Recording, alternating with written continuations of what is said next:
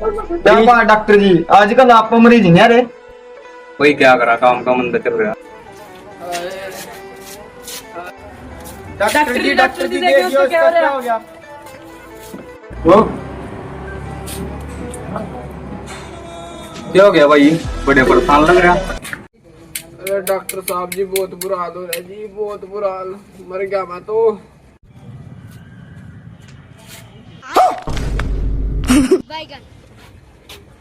भाई बुखार तो तेरा नॉर्मल है, लेटरिन कैसी आ रही भाई तेरी? डॉक्टर साहब जी लैटरिन तो वैसे है जी, चाहे वो कुल्ला कर दो। क्या तुमने भाई दवाई की जरूरत नहीं है, तेरे तो वेल्डिंग करानी पड़ेगी भाई साहब।